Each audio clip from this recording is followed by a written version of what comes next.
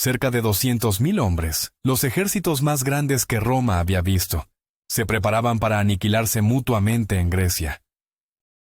Pero mientras los libertadores controlaban el mar y las riquezas de Oriente, sus enemigos, los triunviros, estaban efectivamente atrapados, con sus líneas de suministro a merced de una flota superior.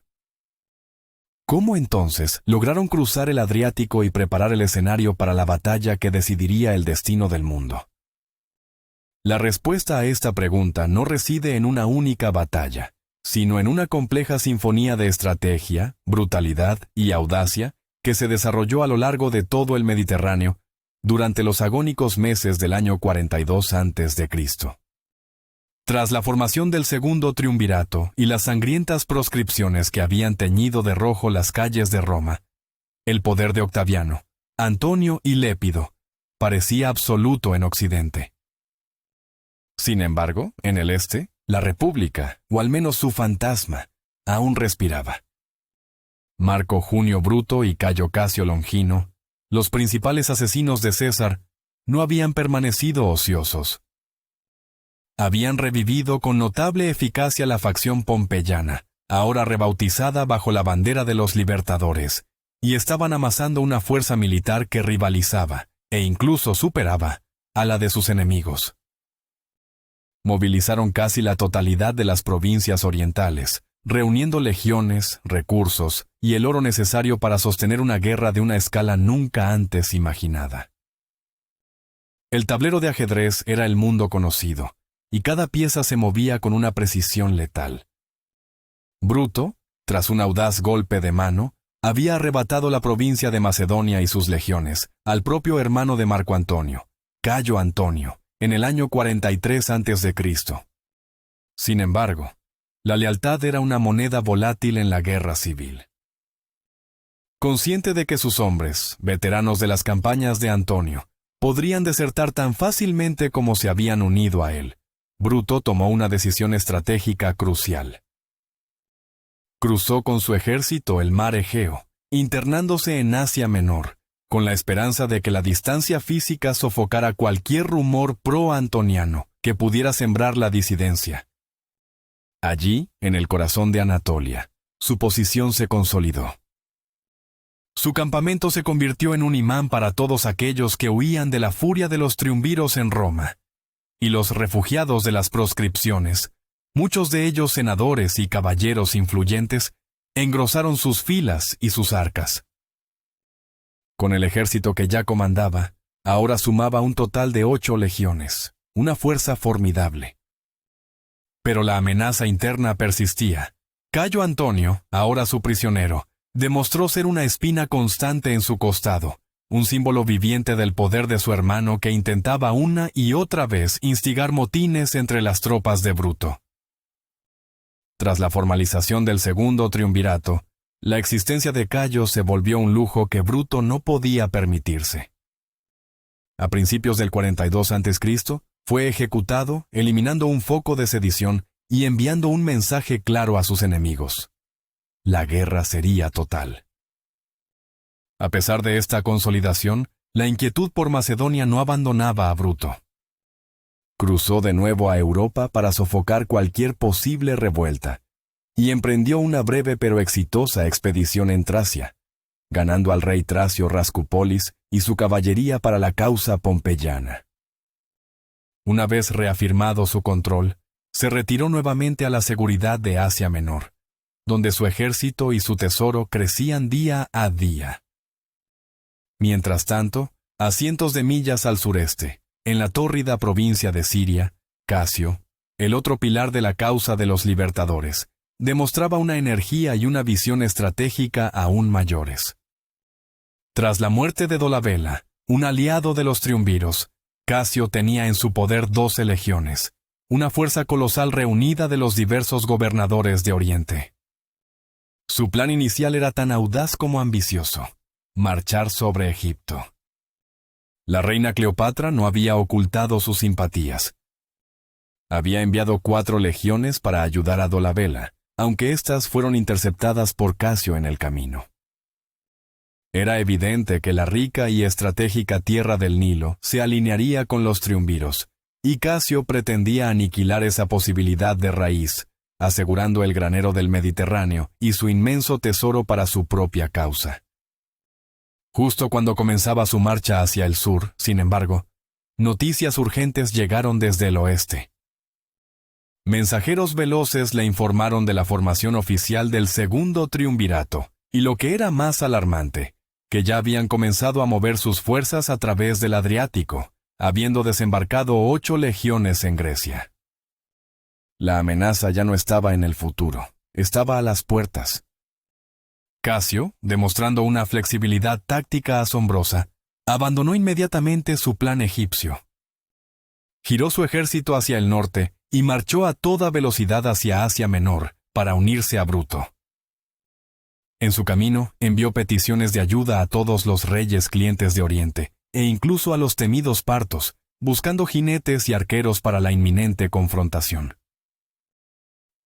El encuentro de los dos líderes tuvo lugar en la antigua ciudad de Esmirna, en la costa de Anatolia, a finales de enero del 42 a.C. Allí, en el corazón de su nuevo dominio, se sentaron a planificar el destino de la República. Con una fuerza combinada de 20 legiones, eran los amos del este. Bruto, más impetuoso, abogó por una acción inmediata. Propuso llevar toda su fuerza a Macedonia para enfrentarse a los triunviros de inmediato. Su razonamiento era directo.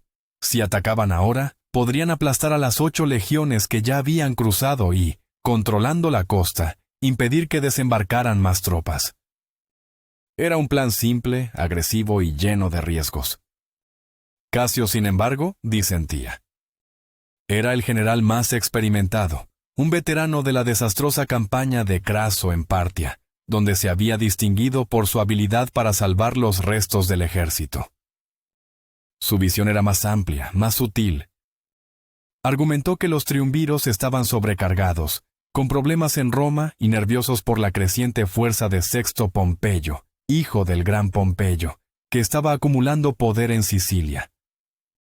Pero lo más importante, Casio señaló un talón de Aquiles en su propia posición, que Bruto parecía haber pasado por alto. Los cesarianos tenían aliados poderosos en la región, especialmente los rodios y los licios, cuyas fuertes armadas podrían atrapar a los ejércitos de los libertadores en Grecia, cortando sus líneas de suministro desde Asia si no eran cuidadosos. La estrategia de Casio era, por tanto, más metódica y mucho más astuta. Sugirió que, en lugar de una carrera precipitada hacia Grecia, su primer objetivo debía ser eliminar estas amenazas navales. Al hacerlo, no solo asegurarían su propia retaguardia y sus líneas de suministro, sino que también darían la vuelta a la tortilla. Forzarían a los triunviros a desembarcar un ejército masivo en Grecia, sin una línea de suministro naval adecuada para apoyarlos, dejándolos vulnerables y expuestos, tal como le había ocurrido a César contra Pompeyo años antes. La lógica de Casio era impecable, y su reputación como estratega superior prevaleció. Se acordó seguir su plan. Bruto se encargaría de los licios, mientras que Casio se enfrentaría a los rodios. La gran máquina de guerra de los libertadores se puso en marcha, no hacia el oeste, sino para asegurar su propio patio trasero. Casio se dirigió a Mindus y comenzó a reunir una flota de 80 barcos para navegar hacia Rodas. La isla no le era desconocida. Había sido parcialmente criado y educado allí, y su nombre era conocido en la ciudad.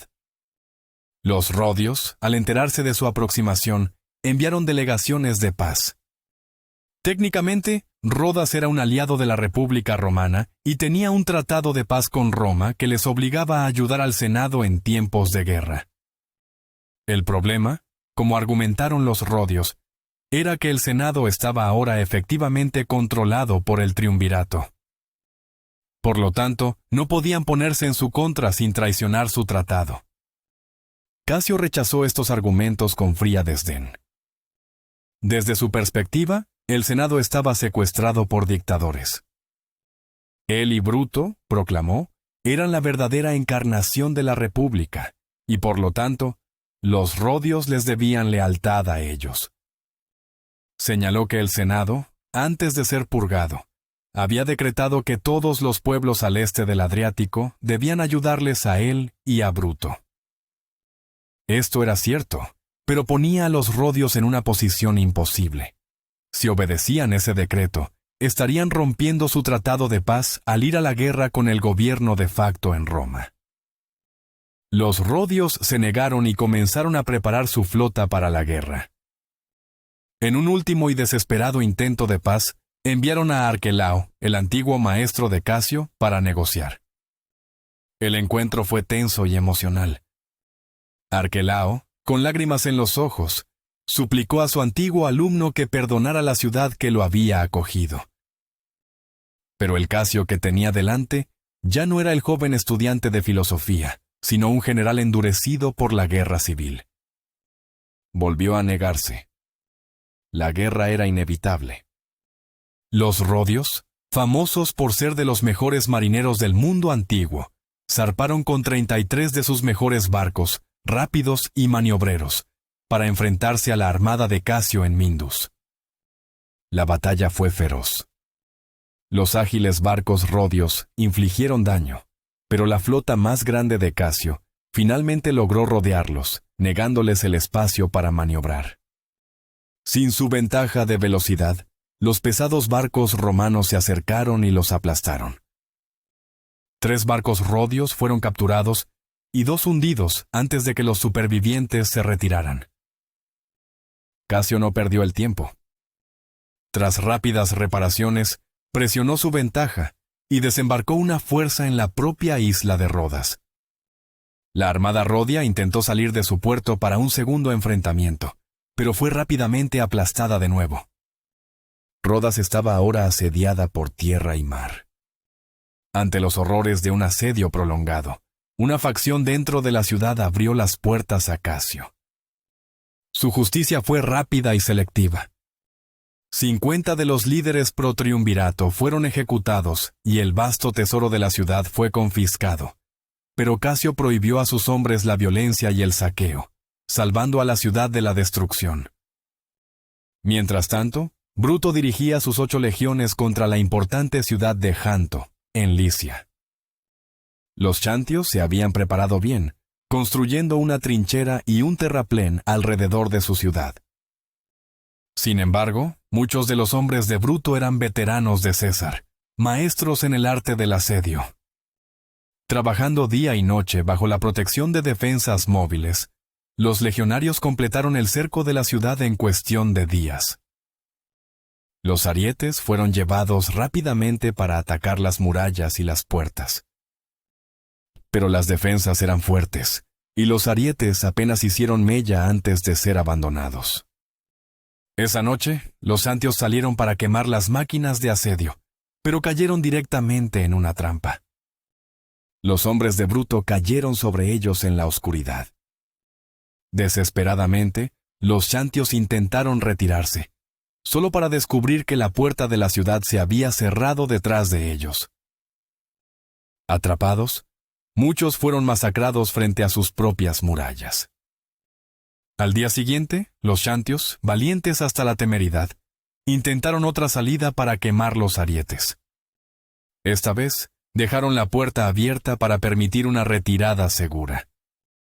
Pero esto también permitió que unos 2000 legionarios romanos se colaran en la ciudad junto con ellos. De repente, la gran reja de la ciudad cayó, atrapando a los romanos dentro.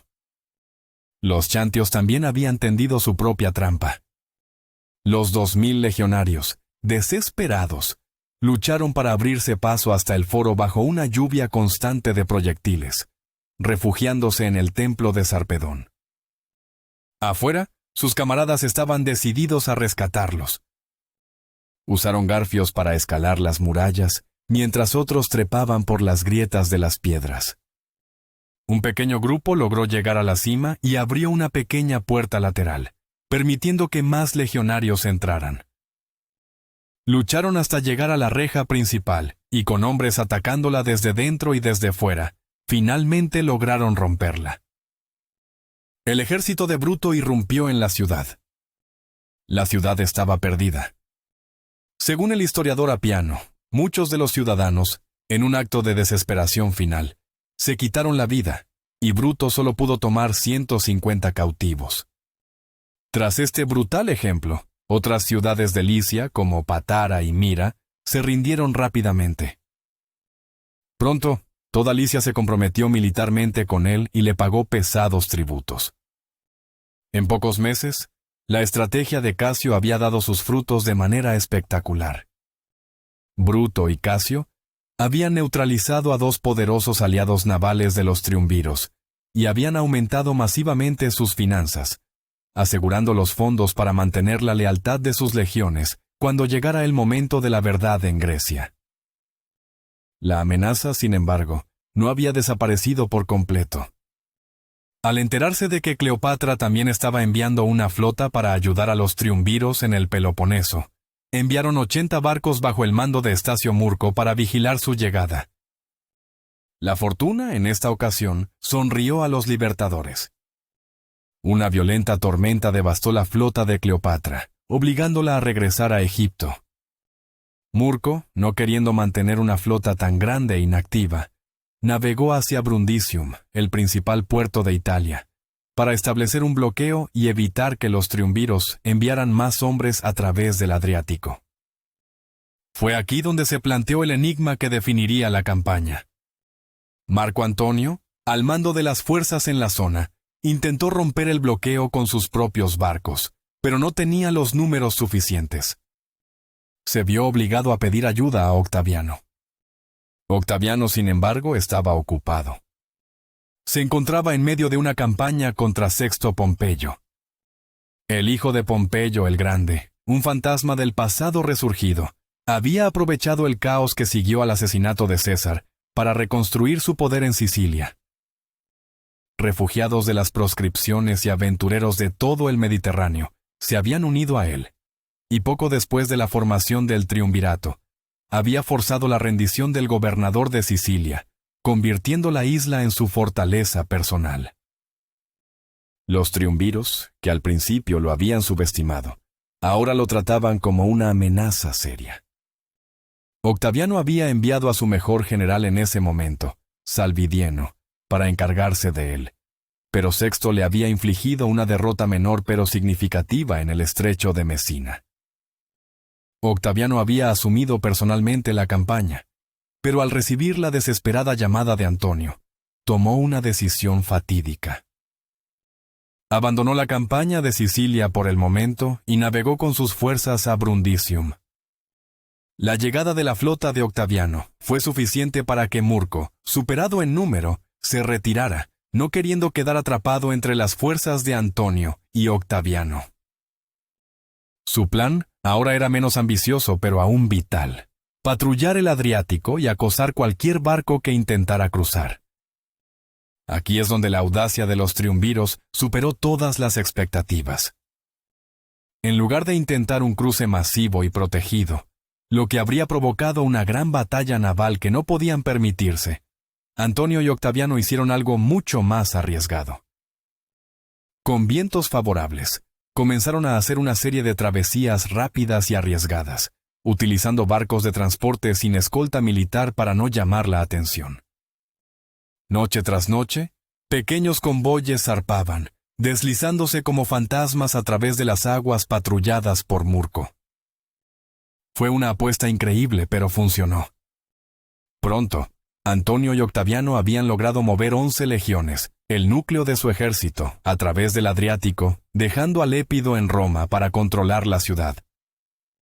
Murco estaba furioso. Sin embargo, mantuvo su posición, decidido a, como mínimo, cortar el flujo de suministros y municiones hacia el ejército enemigo que ahora se encontraba en Grecia. Enobarbo, hijo del hombre que había luchado contra César, fue enviado con otros 50 barcos para reforzarlo, dándole un total de 130 naves para estrangular la línea de vida de los triunviros. Con su ejército principal ahora en Grecia, Octaviano y Antonio actuaron rápidamente. Enviaron a las 8 legiones que habían desembarcado anteriormente hacia Tracia, bajo el mando de Decidio Saxa y Norbano Flaco.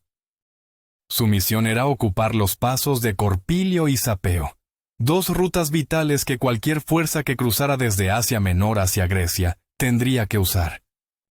Mientras tanto, en agosto del 42 a.C., Bruto y Casio cruzaron el Egeo hacia Grecia, desembarcando en Sestos. El escenario final estaba listo. La propia Tracia estaba dividida por la lealtad. Rascupolis, el rey que Bruto había ganado para su causa, se unió a los libertadores con 3.000 jinetes. Su hermano, Rascus, eligió el bando contrario y se unió a Decidio y Norbano con otros 3.000 jinetes. El tablero estaba dispuesto y las piezas finales se movían a sus posiciones. El historiador Apiano afirma que Antonio y Octaviano tenían aproximadamente 100.000 hombres, compuestos por 19 legiones y 13.000 jinetes. Casio y Bruto tenían una fuerza similar, con 19 legiones, algunas de ellas por debajo de su fuerza nominal, pero con una ventaja en caballería, sumando 20.000 jinetes aliados y 4.000 arqueros a caballo de partos, medos y árabes. Aunque algunos historiadores modernos cuestionan si ejércitos tan masivos podían ser mantenidos logísticamente y sugieren cifras más cercanas a los 60.000 hombres por bando, no hay duda de que se trataba de una de las mayores concentraciones de poder militar en la historia de Roma. Incluso con las estimaciones más modestas, ambos ejércitos eran colosales, más grandes incluso que los que César y Pompeyo habían comandado en Farsalia. La historia, en muchos sentidos, se repetía con una ironía casi poética. Los cesarianos, esta vez bajo el mando de Antonio y Octaviano, habían desembarcado un gran ejército en Grecia, pero tenían una línea de suministro precaria, con sus enemigos controlando el mar a sus espaldas. Los pompeyanos, ahora bajo el mando de Casio y Bruto, también tenían un gran ejército, pero con una línea de suministro segura, lo que les permitía, en teoría, elegir el momento y el lugar de la batalla, o incluso intentar rendir a sus oponentes por hambre. El enigma de cómo los triunviros habían logrado superar su desventaja estratégica inicial se había resuelto a través de una combinación de audacia, riesgo y la distracción crucial proporcionada por Sexto Pompeyo. Habían ganado la carrera hacia Grecia, pero la guerra estaba lejos de terminar. Ahora, dos de los ejércitos más grandes del mundo antiguo estaban a punto de chocar en las llanuras de Filipos, y el destino de Roma pendía de un hilo.